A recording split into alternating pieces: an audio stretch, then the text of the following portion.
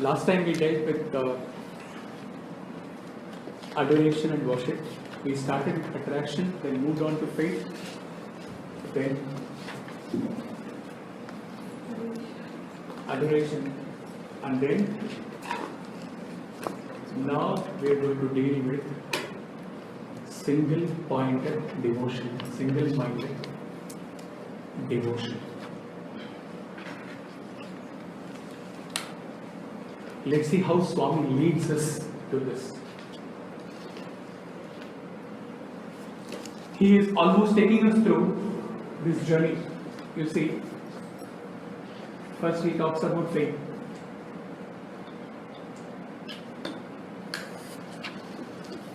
And then he moves on to devotion. And then what kind of devotion he says? He goes to the extreme and he says, your devotion should not waver even if you are cut into pieces. This is steady, unwavering and unsullied devotion. So he's almost taking us through this entire journey which we have covered so far in the last 3 months through this one single quote.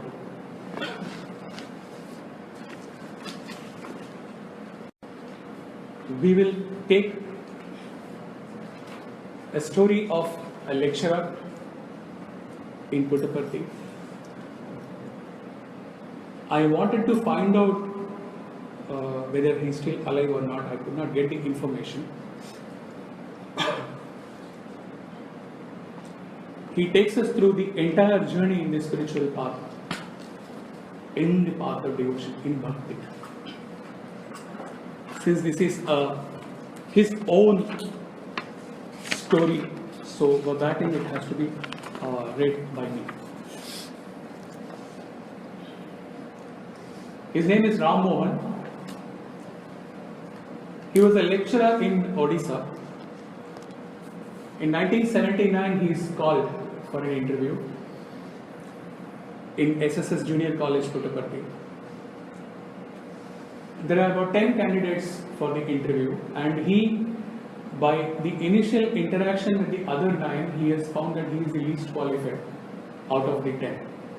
He stands nowhere near them as far as the capability for that post is concerned. Dr. Bhagavantam is there, Swami is there. Ram Mohan is asked to give a practical demo of his teaching. Swami is seated, like a student, Swami is seated there in the classroom. Swami also listens with rapt attention. Next day, Swami in the darshan line comes and says, you are selected. These are the words. Try to feel the warmth, I have got no words actually. Try to feel this in your heart. It says, there were fireworks of joy in Ram Mohan's heart. He knew that he was possibly the weakest among the 10 candidates academically, but then, this is the punchline. This applies to all of us, all Sai devotees who are in this path. He says, God does not call the qualified alone. He qualifies the called. This has to be felt. All of us have gone through this thing. Where we were before reaching that sanctum sanctorum and how our life has been transformed. So, we may not be eligible in the beginning, but how he has churned us to be. So, he qualifies the call. He resigns from the college and then he is offered whatever salary. Why do you want to leave? So because he was handling with some underprivileged children. So the principal tries to convince him that how can you leave them? How can you go like this and all? He says, sir, what I received there is immeasurable in the worldly terms. I will be working in God's mission. And then as about the children, he says to the principal that when he has called me, I am sure he will take care of the children also. I, with my limited ego, need not have to worry about it. He will take care of them. And more than a lecturer, Ram Mohan arrives as a sincere sadhaka.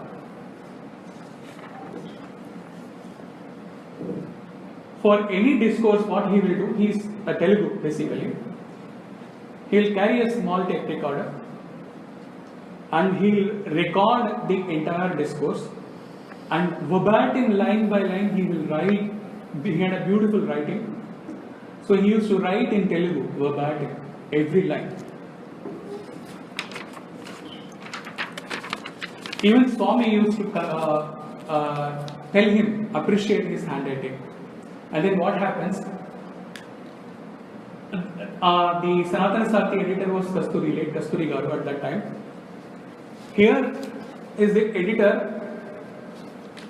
Instead of having to remember what Swami told in the discourse and then to write, he is getting a line by line, word by word Swami's discourse from someone who records it and then he writes it down, contemplates and then he gives. So, for Dr. Kasturi, as it is said, he could reach the original word of God to devotees through the service rendered by Ram Mohan. And one day, Swami calls him all of a sudden and asks him to translate the discourse live, then and there.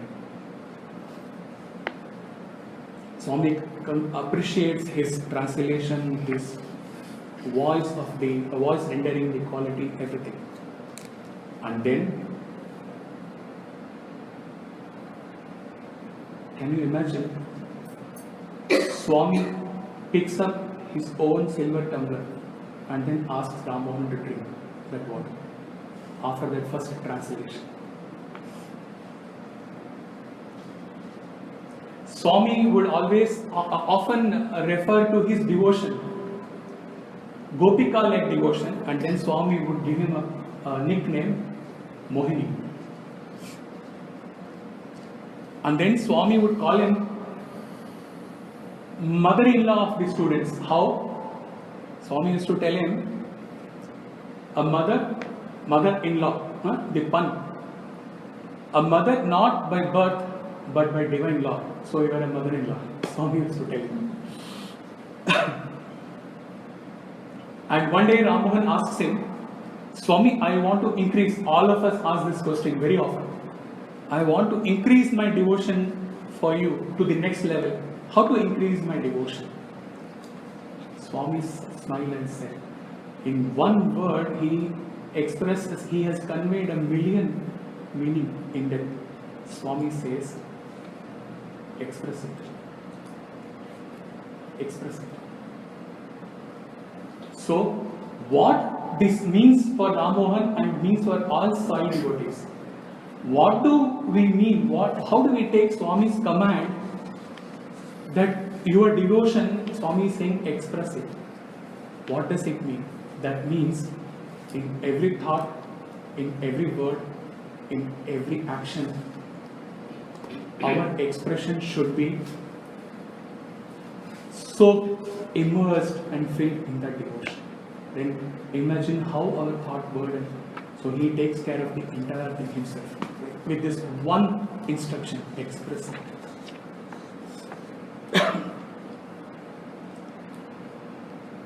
This Ram Mohan takes this message very seriously, and the rest of the life he takes this message and then practices this. And he takes multiple endeavors in the college in his love for Swami. In 1984, he encourages the students to produce a hostel magazine. A number of handwritten articles, hand-drawn sketches and original poems landed up in his room in the weeks leading to the birthday of Swami. And it becomes a big book, big volume. Swami places that bulky book on his lap on his birthday and goes through each and every page. And By indication, he expresses to Mohan Rao that I am very happy about your work. He takes off, Mohan Rao takes off. This becomes as important as his role as a lecturer. This will become a mission. So for every major festival, he used to come out with this magazine and offer to Swami. Swami would go through the magazine and write and send his personal feedback on many articles himself to Rama.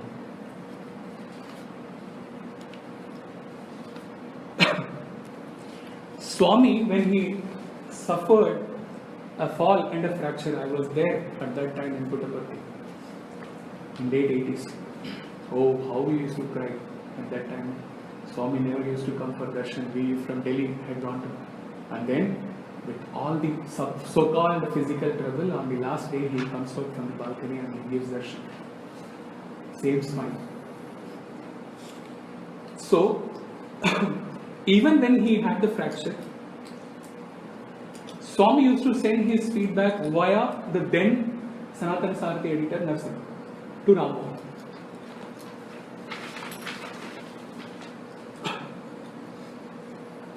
Cutting short, Swami used to come with him. He also used to have the exhibition in the college. All possible endeavors he takes up for Swami. And then while walking along with Ram Mohan in the exhibition, he says, all of us say like this: Swami, I shall be grateful to you for all my lifetimes. Why lifetimes? Swami asks. Why do you want another life? He says, Padu Janma, worthless future life. This life is enough. No need for future life. Ram Mohan stood pondering on the implications, what Swami has told with this one line. He is saying that one life is enough, and then in a subtle way he is also ensuring him that I am going to take care that you are not going to be born again.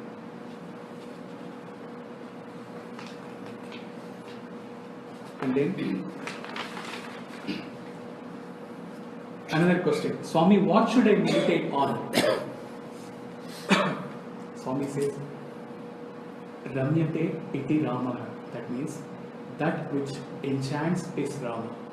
That means meditate on any form that enchants you.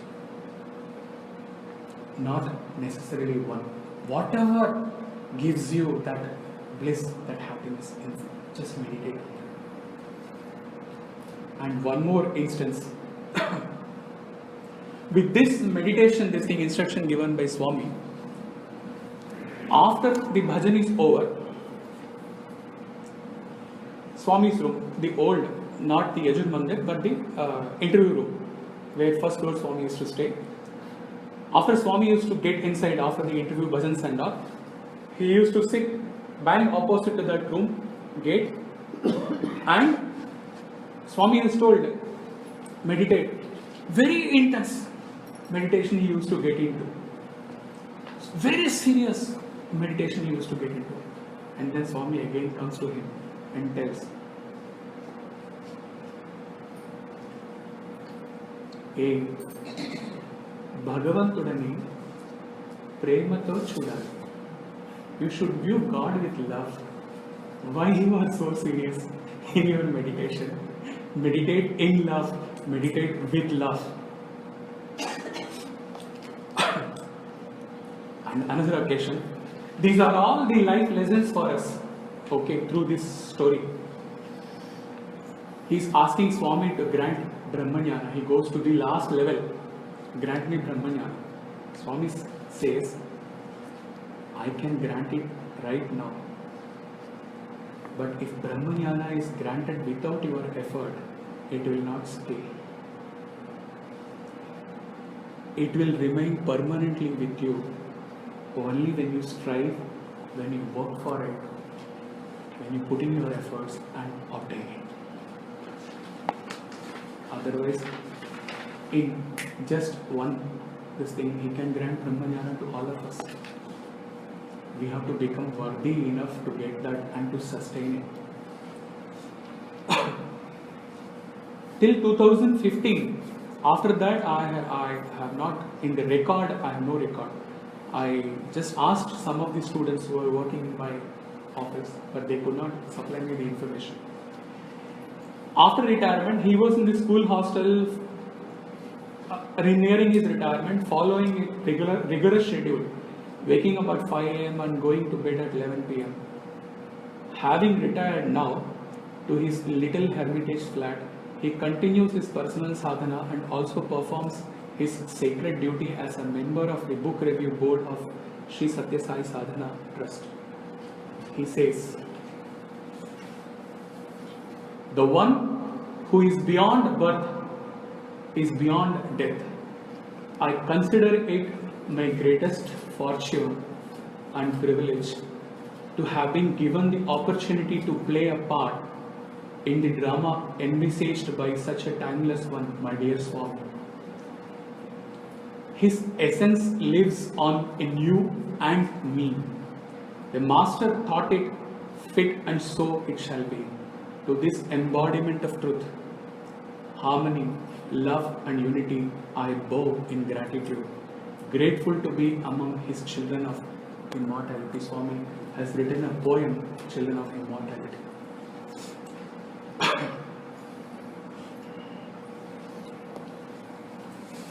Let me say.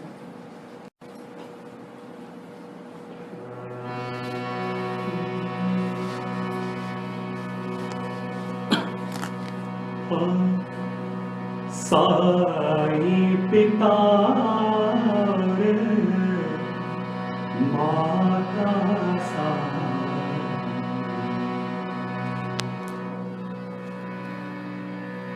दीन दयाला दाता साई, साई पिता और माता साई गुरु साई सखा सहोदर, साई सत्य शिव साई सुंदर, साई सत्य शिव साई सुंदर,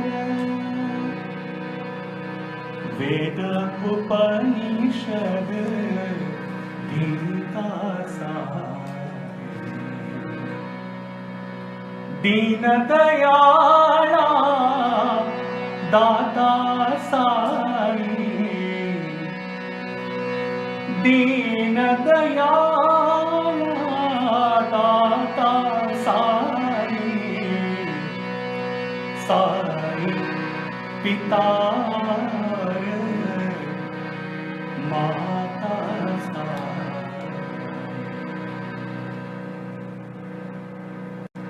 At the worldly level, he is our Pita, he is our Mata, he is our Sakha, he is our Sahod. To this extent, duality is there. And then, when it comes to our spiritual journey, he becomes our Guru. He is pushing us, he is taking us step by step towards from the duality to the non-dual essence.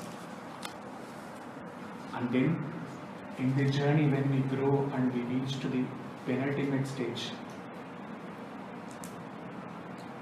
when we say Veda Upanishad Gita Sai, it is not only that Sai is the Veda, Sai is the Upanishad.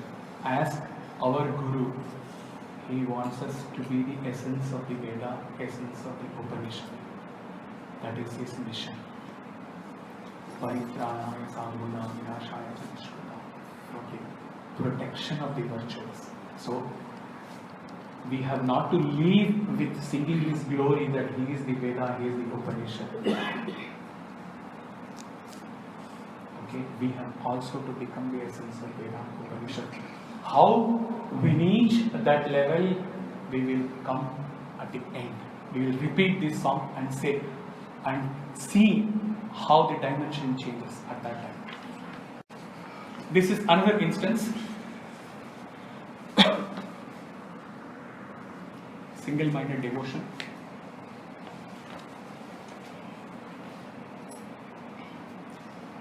Once it so happened that a Shastri, Lakshmi Narayana Shastri from Salem, he is delivering a lecture on Srimad Bhagavatam in Prashanti Mandir.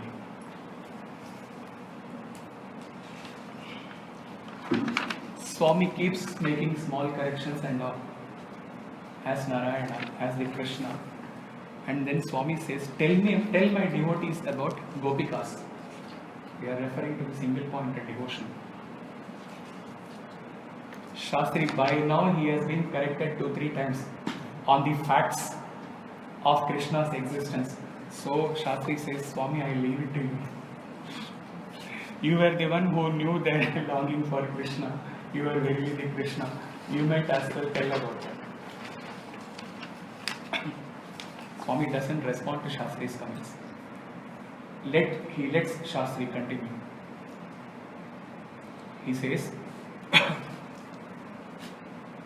Shastri is saying, as per Srimad Bhagavatam, he is saying that Krishna went to Mathura at the age of 8. Swami intervenes and says, how is it possible? Krishna went to Mathura at the age of 14 years, isn't it? Shastri replied, Swami, how do I know?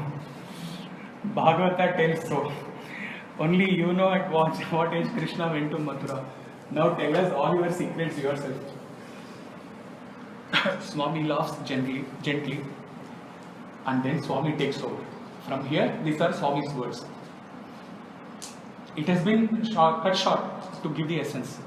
Krishna went to Mathura at the age of 14 years and not at the age of 8 years. Up to the age of 11, Krishna was with Gopalakas, the cowherd boys. From his 11th year up to his 14th year, he was with the Gopikas. Till the age of 14, Krishna would tease the Gopikas by playing pranks on them. They would complain to Yashoda about the unbearable and provocative mischief of Krishna. Once when Yashoda expressed her displeasure at his pranks on the Gopikas, Krishna told her, Mother, did I not sleep with you all night? Why do you believe their words that I harass them? Despite all this, Gopikas could not bear separation from Krishna, even for a moment. Seeing this, the villagers all of Swami's words become jealous and move Krishna from Gokula to Vrindavan. And also in Vrindavan, Swami is telling, to prevent too many visitors from coming to Vrindavan, there was a heavy entry tax imposed, it seems, on all outside visitors. Radha comes to Vrindavan. The old man guarding Vrindavan refused to let her enter and demanded that she has to pay a hefty entry tax. Radha said, I am poor, I cannot pay the tax. When the old man informed Krishna about it, he said, is that so? When she comes again, don't allow her inside. Hold her and inform me. I will come and make enquiries. Radha came the next day, and on hearing that Krishna would come, she was extremely happy. Krishna came and asked her, why did you come? You have to pay a very heavy tax. She answered, Krishna, I do not have anything except a basket of cow dung. Krishna said, now coming to the single pointed devotion, Krishna said, in that case, offer yourself. Atma Samarpana. She agrees and she totally surrenders her soul to him. These are from the Sai Krishna's words. When we talk about single pointed devotion and even when we progress to love in the future sessions, how we cannot conclude this path of love, path of devotion without meditating, in fact, not even talking, without meditating on Meera's love. Let's go through the Meera's story up to this devotion. We will stick to this and we will continue with Meera till the end, till the culmination of the Bhakti Yoga. It goes like this. Briefly, her story. We all know, we might have read, a marriage procession is taking place and Meera as a child observes and asks her mother, "Mother, tell me who is my bride?" Meera's mother casually points out at a Krishna's idol and says, no, this is your bride, take. Child Meera takes it so seriously, and she, from her heart and soul, she has given the life to that idol, Krishna's idol. She plays, she sings, she worships, she keeps that Gopala with her all through, even while she sleeps. She sang beautiful songs in front of the image. And at an appropriate age, father gets her married to Rana Kumbha of Chittor in Mewar. Meera, of course, was a very beautiful wife. She obeyed her husband's commands, but then after her duties were over, she would go to the temple of Lord Krishna. For those who have visited there, I was blessed enough to visit a couple of years before. It is the same husband who has constructed the temple for her. She will go and then she will lock herself in the temple, and after the duties are over, she will go, she will sing, she will dance, totally transcending this body-mind limited complex. It is said that the little image would get up, embrace Meera, play on the flute and talk to her. Meera's mother-in-law forced her to worship Durga and admonished her often, but Meera stood on her biscuit. Meera said, "I have already given up my life to my beloved Krishna."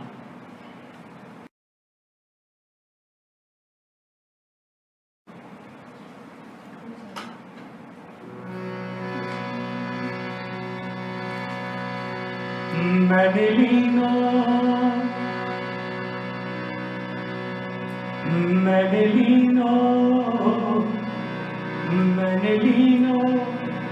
Govind Moh, Maire Mane, Lino, Govind Moh,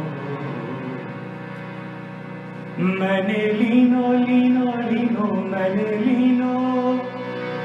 Manelino, Govind Moh, Maire Mane, Lino, Govind Moh. कोई कहे सस्ता, कोई कहे महंगा, कोई कहे सस्ता, कोई कहे महंगा, मैनलीनो अमोलक मोल, मायर मैनलीनो गोविंद मोल. We will leave this for you to think what it could be when Meera is singing, "I have given something." In the barter system in the olden days, I have given something to Krishna, I have given a mole to Krishna, and I have taken Krishna for myself. Somebody is saying that this barter system, this is not very enough, you have given too much, or someone says that you have given too much, too less. But she says that I have given something and I have taken Gopala in the bargain to myself. What is it that she is given? It will come in the next. Now we will take a song and then spend a few minutes on that.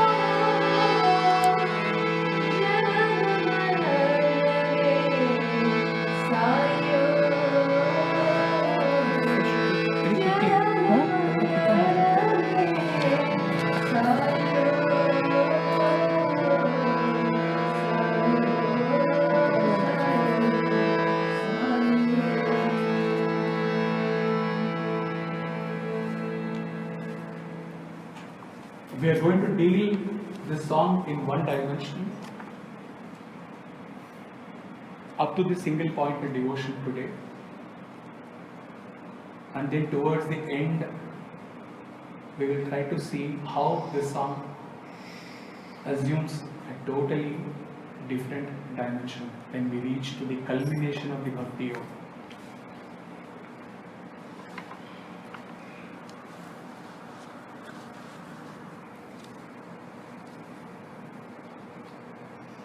Om, the Pranava mantra, is the first ever sound that emerged. We call it cosmic vibration. The scientists call it as Big Bang.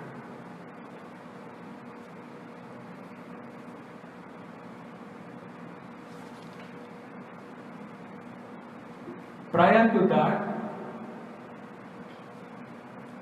even at the time of this Pranava mantra, this cosmic vibration, this Om, the five elements were not there, the creation was not there, nothing which we can visualize or nothing we can see or feel or think was ever there.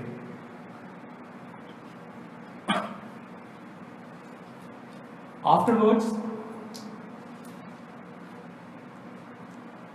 we believe, it is said, though it remains a mystery ever, that Swami, God willed, that formless, attributeless God, not even God, that essence willed to create, and then one by one the five elements emerged and the creation has come. This was told earlier also once, but for the benefit of the new devotees, it's being repeated. When Hislop once asked Swami, if we have to worship you or we have to meditate on you, contemplate on you without your form, what is your advice for us? Swami replied, meditate on me as Om. So, this Om or this vibration is the first ever aspect which appears to have surfaced. Why Swami says that you meditate on me on Om? Perhaps that this is the first ever link between Swami in his formless, attributeless essence and we, the Jivas. And Om being the first ever vibration to have occurred, we can reach to that, and with the intense meditation on that, perhaps we can reach to that essence, the Aham, the subject matter of today's post, the fire.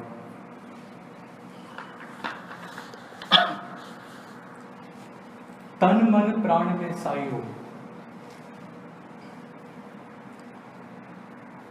tan,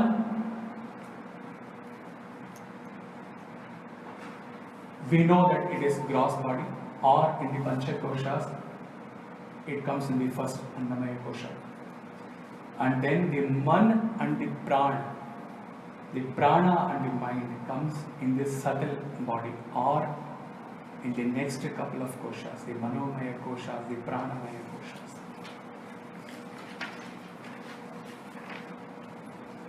Let's add one more to this, though it is not covered in the song. Let us add the Vijnanamaya also, the intellect also into this. So, Swami is filled in all this. One thing is left out now is the Anandamaya Kosha, or the deep sleep state. The causal. Shayan Swapan Me Sayu. The dream state followed by the deep sleep state.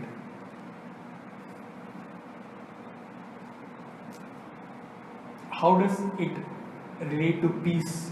Shayana Swapana mein Sai Om, with Sai as my everything. When I retired to sleep,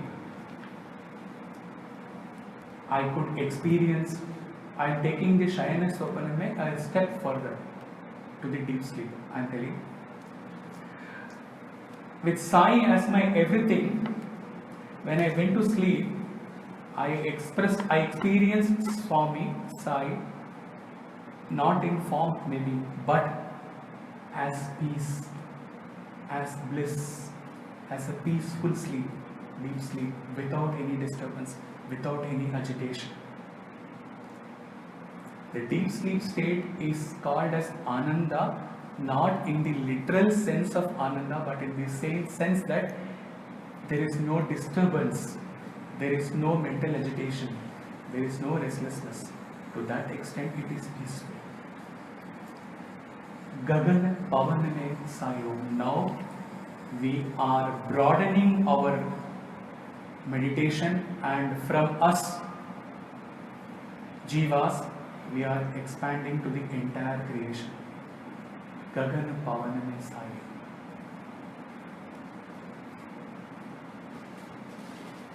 How this Gagan Pavan mein Sai Om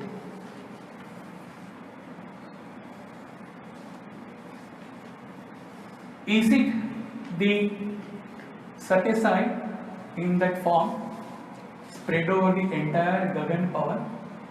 May not be. Why? What is the secret?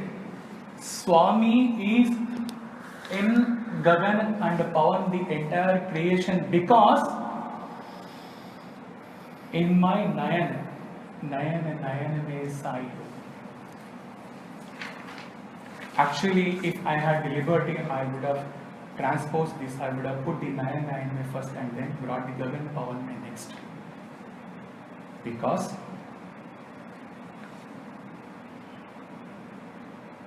I am seeing this entire Gagan Pavan, this entire creation through Swami's eyes. He sang Atma mein bas jao Baba. Okay, here Swami हमारे नयन में बस गए. तो उस नयन से मैंने जब देखा तो मुझे हरि या प्रभु या साईं के अलावा और क्या दिख सकता है? So the Gagan Pavan is not first. Just because he has come and I am seeing him, the entire creation with his eyes, with his pride, purity and perfection. And Nayan mein, due to that, the entire Gagan Pavan mein. I echo it has gone with Shayana Swapana, with all that it has gone. Now the entire creation is Sai, Sai, Sai and nothing else. Only Sai. Okay. Let's take couple of steps here and then we will leave at this and then we will see further when we go to the next talk. Suppose all of us be with me now. You have to actually try and experience this.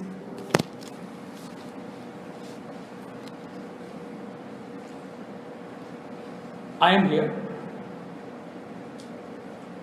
Swami is there. And along with Swami, all other objects are there in the universe. Duality is there. Okay. Swami is, to that extent, Swami is also an object in my meditation. All other objects, the entire creation is there. Okay, I would really plead to Swami and then beg to Swami that you are able to contemplate on this and you are able to experience this tonight before you retire to sleep. I am here. The entire creation, relatives, friends, all objects, everything is there and Swami is also there. Okay, go back to the Bhikshu Pada Prasanadaya, what he said, you keep me as the last contact. Swami is also an object, all other objects are there.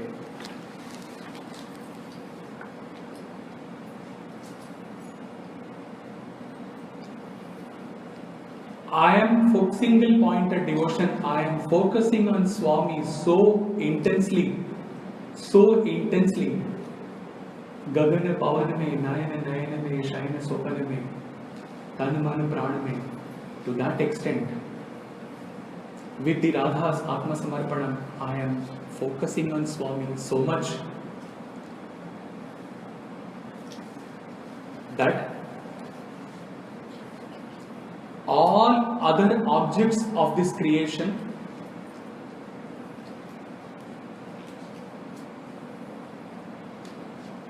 have lost their intensity in my focus, and as though they have all gone unmerged in Swami. Okay? Hindi में कहते हैं आंखों से ओझल हो जाना. Like that, they have all, I am not able to perceive any other object. All other objects have gone and merged in Swami.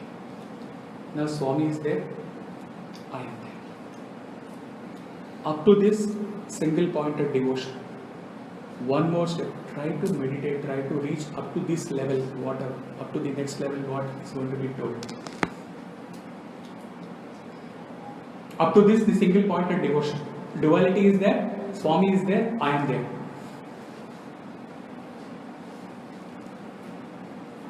Bring that Swami near to me.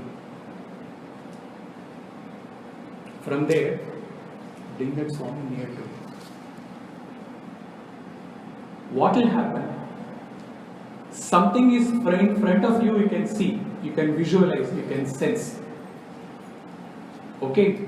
When you bring it parallel to you, near to you, touching you, you cannot see it.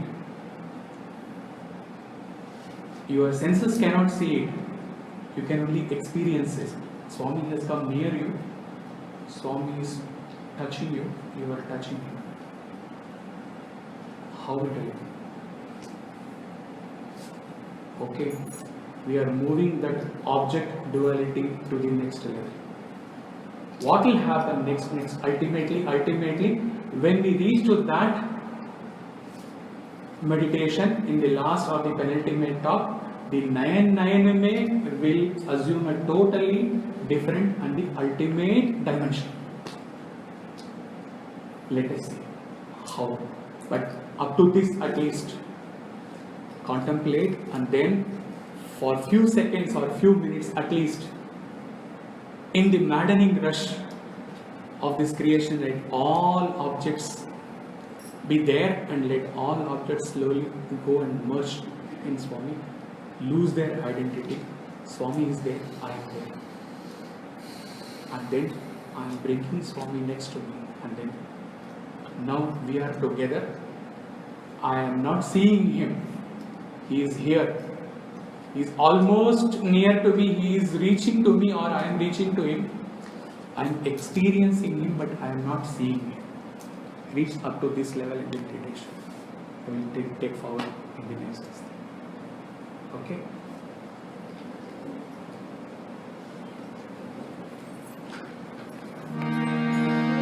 Oh.